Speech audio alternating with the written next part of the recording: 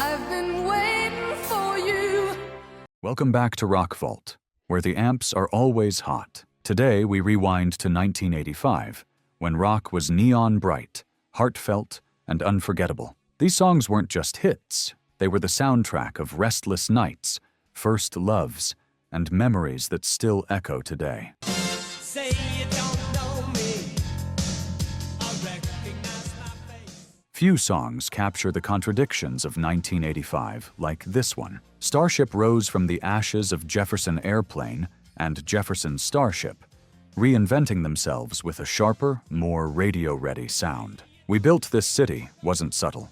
It was neon bright, slick, and built for the FM airwaves. With Grace Slick and Mickey Thomas trading powerhouse vocals, the track pulsed with glossy synths, thunderous drums, and a chorus that practically demanded to be shouted in unison. Behind the polish, the lyrics struck a defiant chord, lamenting how corporate interests were choking out the live music scene, even as the song ironically dominated the very stations it critiqued. But to millions of listeners, it wasn't irony. It was an anthem. This was the soundtrack blasting from cassette decks on late-night highway drives. Windows rolled down, neon signs glowing in the distance. Fans didn't care what the critics said. When that chorus hit, you felt invincible. It was big, it was bold, and it was unforgettable. Say you don't care who goes to that kind of place. Even now, the track's surreal music video, layered with computer graphics, cityscapes, and a kaleidoscope of mid-80s visuals, feels like a time capsule of the era's bold experimentation. While rock purists might debate its legacy, no one can deny the cultural footprint.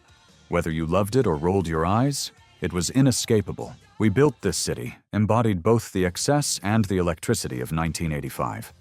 A song that still sparks debates, but also sparks memories. For every teenager who once sang it at the top of their lungs, it will forever be a reminder of the year when rock's ambition touched the sky. Say it anyway.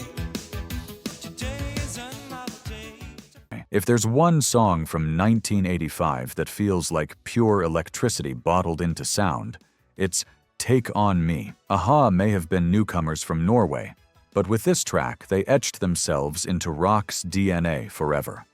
While often categorized as synth-driven, Take On Me stood firmly in the realm of rock with its soaring vocals, dynamic instrumentation, and bold ambition. The centerpiece, of course, is Morten Harket's impossible falsetto, stretching to heights that felt both otherworldly and deeply emotional. It was a song built for the decade's spirit, futuristic, romantic, and absolutely unforgettable. The story behind it is just as compelling. Originally recorded the track in 1984, but it didn't catch fire until they re-recorded it in 1985 with producer Alan Tarney. What emerged was a sharper, cleaner, and more cinematic version that leapt off the radio waves. Then came the video, the legendary pencil sketch animation blended with live action that didn't just support the song, it elevated it into cultural mythology. Winning 6 MTV Video Music Awards,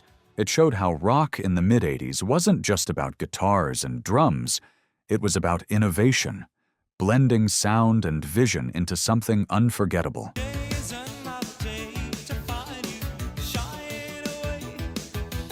For so many fans, Take On Me wasn't just music, it was a moment in time. Picture yourself in 1985.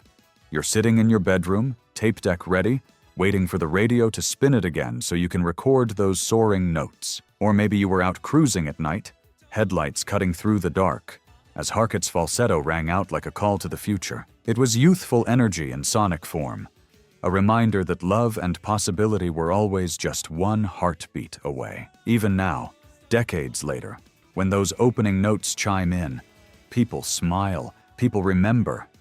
It doesn't matter if you were a teenager in the 80s or a kid discovering the track years later.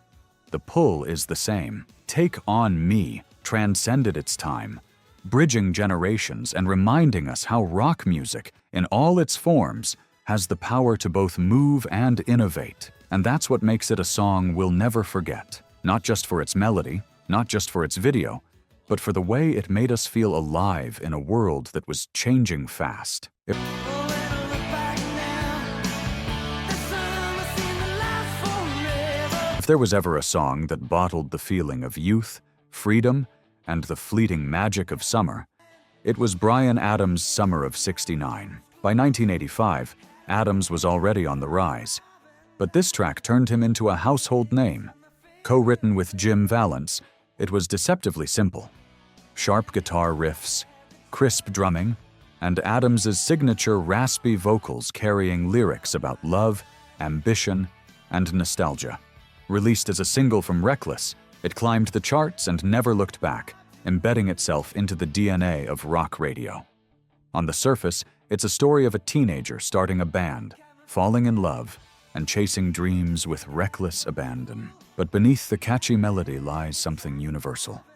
The recognition that those golden days, however imperfect, always shine brightest in memory. The riffs are straightforward, almost anthemic, but that simplicity is the song's strength. It's rock stripped down to its core.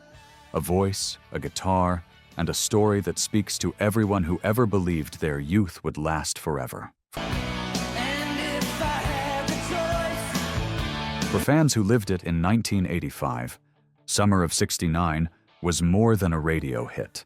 It was the soundtrack of road trips with windows down, of backyard parties where the night seemed endless, of first kisses that carried the weight of eternity. Everyone seemed to have their own Summer of '69, even if they weren't alive during that year. The brilliance of the track lies in how it turned a specific memory into a timeless feeling. Adams himself later admitted the song wasn't just about the year, it was about a state of mind, and that's why it still resonates today. Whether you were 16 in 1985 or discovered it decades later, the song connects to that universal longing for the days when life felt simpler, louder, and more alive. Live, Summer of '69, became Adams's signature piece. Crowds roared the lyrics back at him, sometimes louder than his own voice through the mic. It was the kind of rock anthem that erased the line between performer and audience, reminding everyone in the room that they had lived their own version of the song. Nearly 40 years later, it still holds that power. Put it on today, and suddenly you're young again, chasing something just out of reach but feeling unstoppable while you do it. That's the magic of 1985, and that's why this song will never fade. I've been lonely. I've been waiting for you. By the mid-'80s, Heart was at a crossroads. After dominating the '70s with their fiery blend of hard rock and folk influences, the Wilson sisters had weathered a quieter period. But in 1985, they returned with a vengeance, reinventing themselves with a new sound and a sharper edge. Leading the charge was What About Love, a power ballad that showcased Ann Wilson's soaring vocals with an emotional intensity that could silence a stadium. The song itself had a long journey. Originally written by members of the Canadian band Toronto, it found its way to Heart when their producers recognized its potential. Recorded at Mushroom Studios in Vancouver, the track layered shimmering synths, echoing guitars, and a dramatic sense of space that elevated the Wilson sisters into the MTV era without losing their rock roots. Ann's voice doesn't just sing, it pleads, commands, and aches all at once, giving the song a weight few ballads of its time could match. I'm pretending, and that's all I can do. For fans in 1985, What About Love was more than a comeback single. It was a revelation. This was the track blasting from bedroom stereos late at night, when heartbreak felt like the end of the world. It was the song echoing in arenas, lighters raised high, as Ann's voice cut through the noise like pure fire. To a generation raised on raw guitar riffs, Heart proved they could evolve without losing that visceral connection. The success was immediate. The song reached the Billboard Top 10, driving Heart's self-titled album to multi-platinum success. But more than charts or sales, it cemented Heart as one of the few bands able to bridge the gap between 2 decades of rock, melding the raw spirit of the '70s with the polished cinematic sound of the '80s. Decades later, What About Love still carries the same impact. Play those opening notes, and you're transported back to 1985, a time of reinvention, of power ballads that weren't just background music but emotional lifelines. Heart reminded us that vulnerability could be just as powerful as volume, and that's why this song remains unforgettable.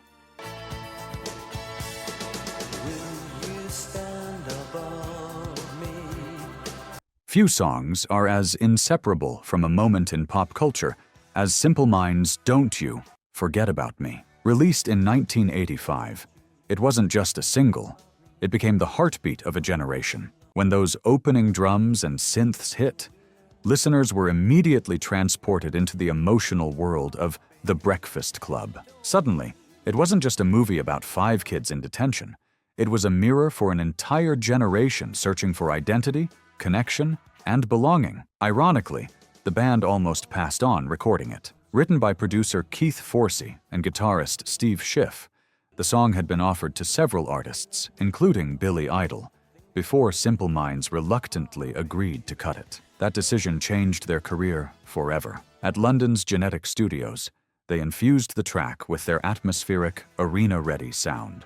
Moody keyboards, echoing guitars, and Jim Kerr's commanding, soulful vocal delivery. The result was a slow build that erupted into one of the decade's most unforgettable choruses. Look my way, never love me. Rain keeps falling. For fans in 1985, this wasn't just background music. It was the anthem blasting through car stereos on Friday nights, the track that echoed in your head after a school dance, the one that made you feel less alone in a world that often seemed confusing. And of course, it became forever linked to Judd Nelson's iconic raised fist in the final frame of The Breakfast Club, a cinematic image that defined teen rebellion and vulnerability in one perfect shot. The song quickly climbed the Billboard charts, reaching #1 in the US and solidifying Simple Minds as international stars. But its power went beyond chart positions. This was a song that gave a voice to the misunderstood, the outsiders, the kids who felt like the world didn't quite get them. Decades later, it still carries that resonance. Every time those words ring out, you're reminded of the bittersweet mix of youth, hope, and defiance. Even now, when Don't You Forget About Me plays, it's impossible not to see yourself back in 1985, standing in a crowded theater, sharing a collective moment with strangers who felt the same things you did. That's the mark of a true rock anthem. Timeless, unshakable, unforgettable. In Just one more night, and I'm coming on this long and winding road. 1985, the world knew Motley Crue as the wildest, loudest, most reckless band on the Sunset Strip. They were chaos in leather and eyeliner, the soundtrack of excess. But then came Home Sweet Home, a ballad of all things. A heartfelt, vulnerable song from the same band that gave us screaming anthems and tabloid scandals. And somehow, it became one of their most defining moments. It all begins with Tommy Lee's haunting piano riff. So stark and tender, it immediately cuts through the noise. Vince Neil's voice enters, raw and aching, carrying lyrics about the grind of touring, the loneliness behind the lights, and the longing for something steady. When Mick Mars's soaring guitar solo kicks in, it doesn't just shred. It feels like a cry from the heart, the sound of a band reminding us that even rock gods get homesick.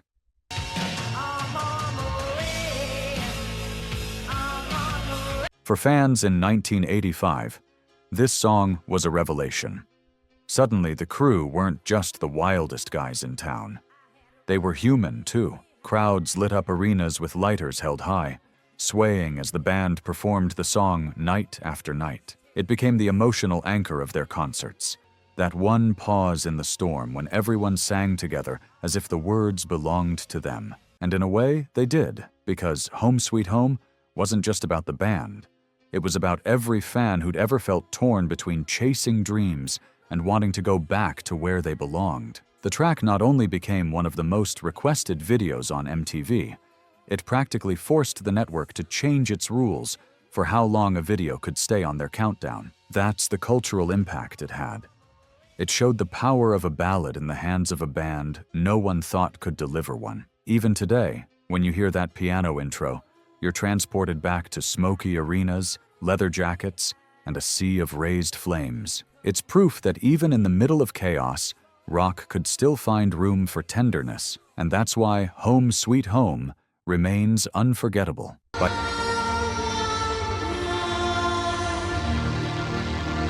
By the summer of 1985, Dire Straits had carved a reputation as a band of precision, musicianship over flash, storytelling over spectacle. But with Money for Nothing, they delivered a track that somehow managed to be both razor-sharp and culturally seismic. It wasn't just a hit, it was a statement. The song opens with Mark Knopfler's now iconic guitar riff, jagged and hypnotic, cutting through the airwaves with a sound unlike anything else on the radio. Add in Sting's ethereal backing vocal, and you had a record that instantly felt larger than life. The inspiration was as unexpected as the song itself. Knopfler overheard a conversation in a New York appliance store, where a delivery worker was griping about rock stars getting money for nothing and chicks for free.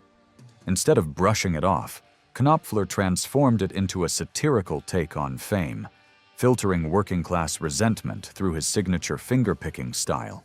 Recorded at AIR Studios in Montserrat, the track was a technical marvel, layered guitars, clean production, and lyrics that mixed humor with a stinging critique of celebrity culture.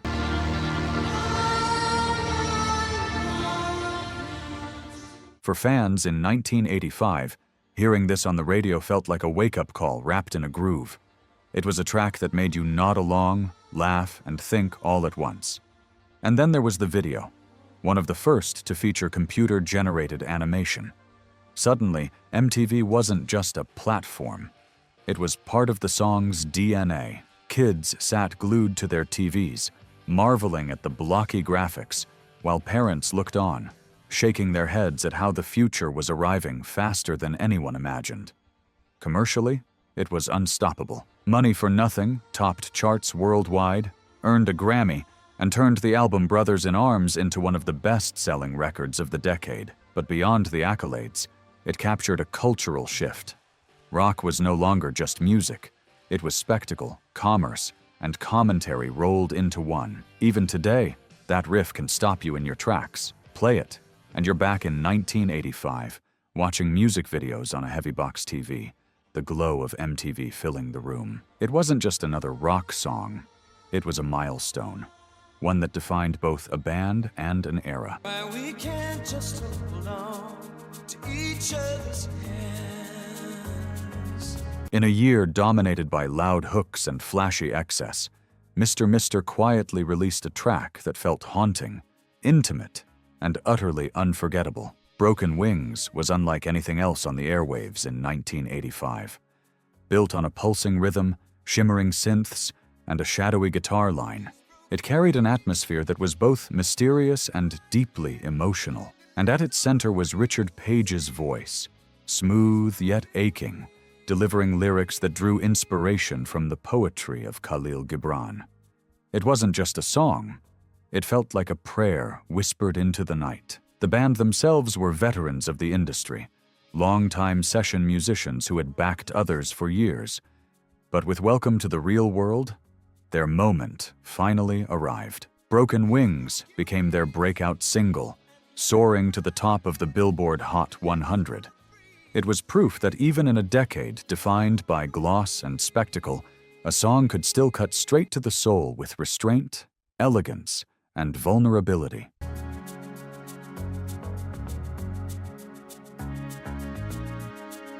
For fans, this song carried weight. It was the track you played when the lights were low, when you were driving aimlessly through the night trying to make sense of life, or when love felt fragile enough to shatter. There was a cinematic quality to it, the kind of song that made you stare out the car window a little longer, thinking about where you'd been and where you were headed. It wasn't about spectacle. It was about connection. Decades later, Broken Wings remains one of the most distinctive singles of the mid-'80s. Its moody production and heartfelt delivery helped define what a power ballad could be, less about volume and more about atmosphere, a song that lingered long after the final note faded. When it comes on today, it instantly transports you back to that moment in 1985, when vulnerability in rock music felt like something new, something daring. It's a reminder that rock doesn't always have to roar. It can whisper, ache, and still leave a lasting mark. That's why Broken Wings continues to resonate, decades after it first soared.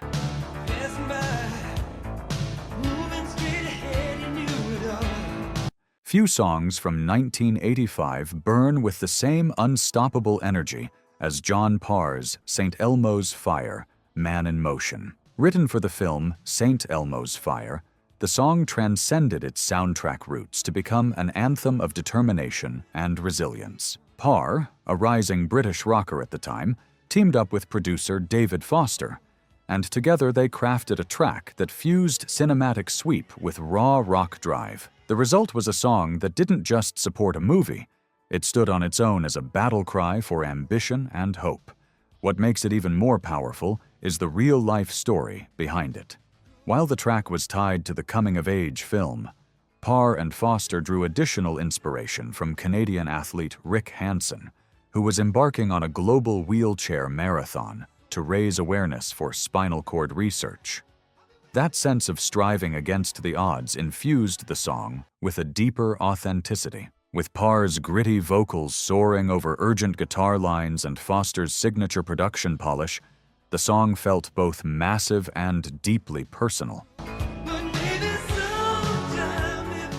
For fans in 1985, hearing this on the radio felt like pure adrenaline. It was the track that got you moving. Whether you were behind the wheel late at night or standing in front of the TV watching the music video intercut with scenes from the film, the lyrics, filled with determination and grit, seemed to echo the dreams of an entire generation ready to break free and push forward. This was the kind of rock anthem that made you feel like anything was possible. The song raced up the Billboard Hot 100, reaching #1, and Parr suddenly found himself in the spotlight. Yet beyond its commercial success, St. Elmo's Fire, Man in Motion, became a cultural moment. It belonged to the kids coming of age in the mid-'80s, to the dreamers fighting for something bigger, to the believers who needed a reminder that the fire inside them was worth holding on to. Nearly 4 decades later, its power hasn't dimmed. When Parr belts out that chorus, it still hits like lightning. A time capsule of 1985's optimism and hunger. A song that reminds us rock isn't just about escape, it's about endurance, spirit, and the will to keep moving forward. In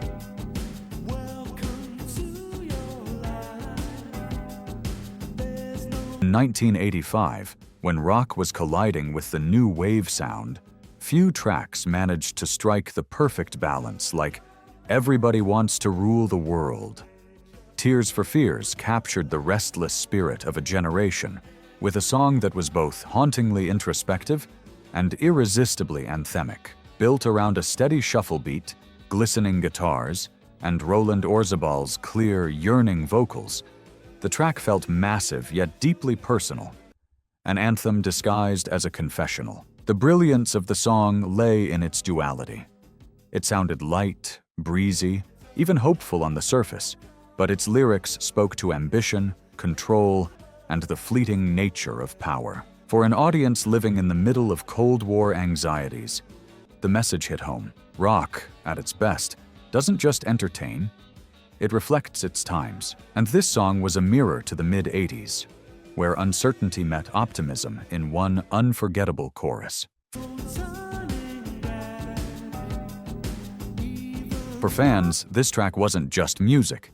It was a soundtrack to their daily lives. Picture the summer of '85, cruising down the highway with friends, the sun setting low, windows rolled down, and this song filling the car. Or lying in your room with a Walkman, headphones on, letting those shimmering chords carry your thoughts somewhere bigger than the 4 walls around you. It was a song that made you feel part of something larger, even if you couldn't quite name it. The single rocketed to #1 in the US and became an international hit, cementing Tears for Fears as one of the defining acts of the decade. Its music video, shot across vast open landscapes and highways, visually echoed the song's themes of freedom and possibility. Even now, when you hear that opening riff, it's impossible not to be transported back to 1985, when the world felt wide open, filled with both uncertainty and promise. Nearly 40 years later, "Everybody Wants to Rule the World" still resonates because its core truth hasn't changed.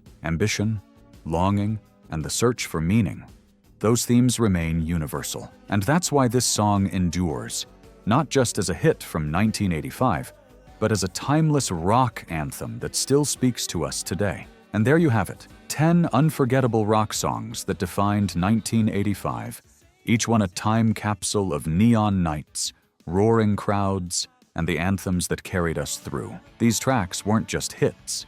They became memories, stitched into the soundtrack of a generation that lived loud and dreamed big. Which of these takes you back the most? Drop your stories in the comments. We love hearing them. Don't forget to like, share, and subscribe to keep the music alive. Until next time, this is Rock Vault, and remember, keep the vinyl spinning.